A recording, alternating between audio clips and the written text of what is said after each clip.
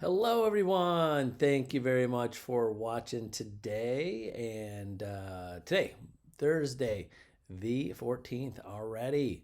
And today's topic, just making sure I'm going live on Facebook here. There we go. So, two different things I want to talk about today. One is you have to be proactive to help people. People aren't going to, in real estate and sales, people are not going to reach out to you as much as you think. So if you're new in the business, or even if you've been around for a while and you're still doing passive ways of marketing yourself, like just being on Facebook, and posting things, if you are getting responses from people like, hey, I need to sell my house, or I need to buy a house, congratulations. That's like winning the lottery. You're just throwing out information, and they're like, oh, Tony could help me. Let me reach out to him. That, just imagine if you're getting that, just imagine how much if you were proactive in communicating with people and letting them know that you're open for business and you are actively looking to help them individually, them, not just everybody. Everybody likes to feel special. So when you make those calls to your sphere of influence, to expireds, to for sale by owners, you're not going to get as much rejection as you think, because you're not selling something that you're going to convince them to buy. Just like investing their money or insurance or beauty products. This is we're offering a service of help when they have a real estate need. And until you reach out to people and talk to them and tell them, you, individual person, I want to help you, that's how you build relationships. That's how you build trust. So just think about yourself. I mean, you see ads all over the place. You probably know friends, family that do other things. Imagine all the different things you do. You buy. I'll just back to it. Do you have someone that handles your finances, your 401k, and your investments? Do you have someone that has your homeowner's insurance? Do you have someone, whatever, that works on your house? Are these people that you know? Did you just reach out to them? I bet you two things. Either one, they reached out to you, or two, they were a direct referral from someone else. I don't think you called an ad out of the blue. Uh, just saw an ad on Facebook. Oh, I'm going to get my homeowner insurance with them. Or I'm going to have them, need some landscaping business. I'm just going to call this person. The first time I even saw it. Most of the things that are important to us, um, we're going to get a recommendation from somebody. And if you don't have that recommendation, that's why the second part of this is you have to ask for referrals when you talk to people, but you have to directly connect with them. Just imagine all the different things that you do. If someone called you and said, I'm here to help you and use you, you'd probably use that person no matter what they do more often, or a higher percentage of chance. So, because thinking that even from day one when I got in real estate 30 years ago, the passive way, putting an ad in a paper or paying for an ad in a magazine or mass mailers, always and definitely today, don't work. They just don't work enough to risk the money and time to do all those things to get the return. But those direct calls do. So think about that. But secondly, today I want to give you a little blueprint, that notes I wrote down in a class that I took many years ago, and I love this. It's a blueprint for a conversation in real estate, and this is very, very important. So hopefully you could write this down, but if you need it, I'll send it to you. So this is kind of a blueprint, a dance, so to say, when you have a conversation with somebody about real estate. Now, I'll pinpoint this down to like an expired listing. Now, if right now in this market, of course, there's not too many expired listings, but there will be someday. And I like to use this as a example, because you're calling for a specific purpose, not a sphere of influence. Like if you call your sphere of influence, so many different ways the conversation could go. Is it a friend of yours? Is it a relative? It's a your next door neighbor, a past client. There's a different dance conversation for everybody because you have a different relationship. But I will say with expired listings, this is pretty much the way it should go on anybody you talk to. So first, there are 5 things. So write these down. So number 1, of course, simple. When you talk to someone, you got them on the phone on an expired listing, you start with introducing yourself and asking a question.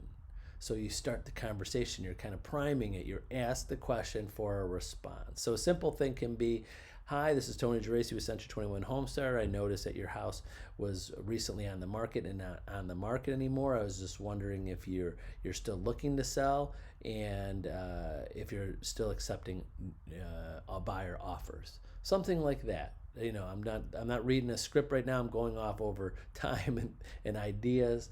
So that's an example. Number 1, you're introducing and asking a question.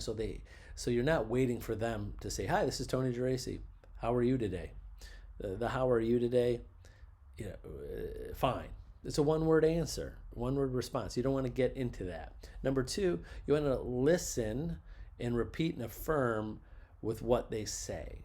So example, back to that, when I said, hey, I see your house was on the market. Now it's not on the market anymore. I was wondering if you're still looking to sell and if you're entertaining new buyer offers.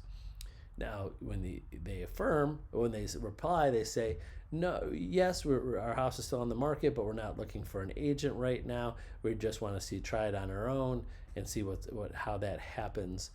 And then when you affirm, you say the same thing. Oh, so you're saying you're definitely want to spend some time trying to sell it yourself. I totally understand that, and I totally understand that in the situation you're in with your property being on the market 6 months and it hasn't sold. So you affirm, you repeat what they said and affirm that you understand and semi-agree with what they're doing.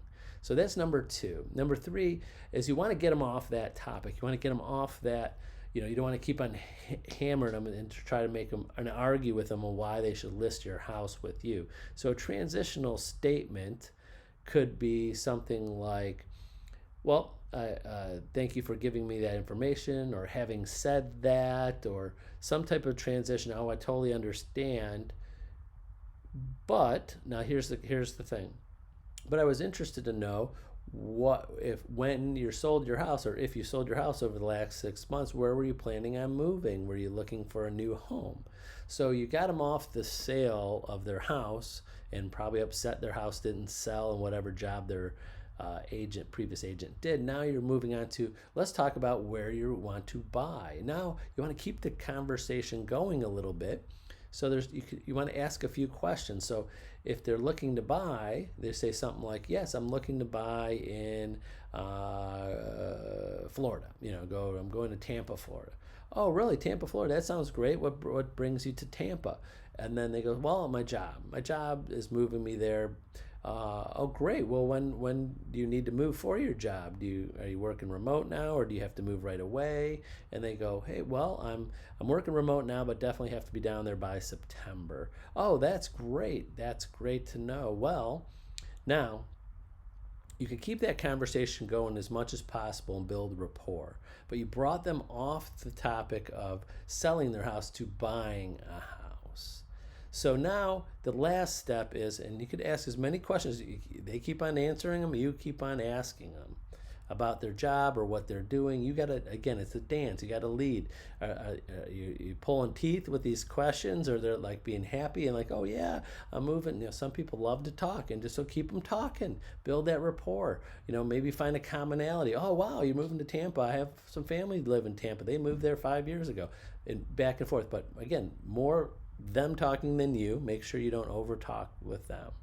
So that's kind of step 4. And step 5, you have to transition back to a reason why they should want to meet with you, why they should meet with you, why you are calling, and why they should spend the time to meet with you to list their home, or at least give you the opportunity to explain what you can do for them. So how do you transition this is, Well, say they said, well, we need to move by September. Well, Mr. Jones, I totally understand, and you got to move out in September. But let me tell you a little bit about my office and my company. Over the last 6 months, while your house was on the market, our office sold over 1,000 homes in the last 6 months. And all of those people we sold within 6 months, many of them within a few days, and they all got the price they were asking for because they agreed on an offer and were happy with the offer they got. And let them move on with their lives and move where they wanted to go. So again, I'm not reading a script. I'm just throwing ideas out there. You could hone this down on what's easy for you to sell, but you want to transition back to, hey, while you were trying to sell your house, this is just one idea. While you were trying to sell our house, our office, or you could say yourself, or you could say even the market in your area. You could even go back to in your area. So if there's city, so hey, well, in the last 6 months, there's been over 300 homes that sold in your city or your area, your neighborhood, whatever number it is. And I would love to be able to do the same for you, so you could get back and sell your house for a great price and get you into your next stage of life, into your new job, and move to Tampa. Would you be agreeable to meet with me so I could go over that? What time is best for you this week? Is it early afternoon or late afternoon or early evening good for you? Give them some times, usually two, so late afternoon, early evening. So you got to hone in on that and transition back to, hey, you really want to sell. That's your point. You're trying to, after you build some connection with them and asking them questions about where they're going, and build back into what you can do for them, what's happened in the market, and you want to see what you can do to help them move on, help them sell and buy and move on. So the whole point of that middle section of asking questions about where they're going, what they're doing, people love to talk about themselves. They love to talk about what they're doing, and when you show some definitely interest in what's going on with them, that builds that in a short period of time a little bit of rapport, enough to maybe get your foot in the door to not argue with them in the beginning, and ask them that you want to help them. Let me in. I want to help you. That's the whole point. Let me in. I want to help you move on. So hopefully that gives you a little bit. I could go on for hours about this, and I love role playing. So this kind of thing, because it catches you on your toes. But any agents, I get many agents every week I'm doing role playing with. Please practice. I'm not here for 100% start from the beginning. Practice. Work on this a little bit. Come up with some ideas of things that you like to say and why you like to say it. There's not one straight thing you have to say, but you want to do things that are easy and slip off your tongue, even down to the words you use and how you say it. It has to be easy and easy as possible for you. Practice that a little bit, and I'm here for you to help hone in those skills, and practice and role play, so when you're out there making those calls. So I know there's not too many expireds right now, but I wanted to use that as an example because it's really specific. You could really use the exact same script, the exact same things that you're saying, questions, with everybody when it comes to an expired listing. So hopefully that gives you a little bit to think about today, and some things to work on for your next set of calls to expired listings. There's still some out there. They are. And you got to do a little research and find out why, and make those calls. And I promise you, there's not as many agents calling these people as you think. And you're not going to get that much rejection from people, because they really want realtors and buyers out there to buy their house. And a lot of people don't burn any bridges, and they know realtors are calling them, but they know those realtors might have buyers. So the smart ones don't scream at you or yell at you, because they know that you might be calling with a buyer, and it would be a disservice to themselves if they try to burn that bridge with just upset by people are calling. So that's it for today. Have a great Thursday. Thanks for watching, and we'll see you tomorrow on Friday. Bye-bye.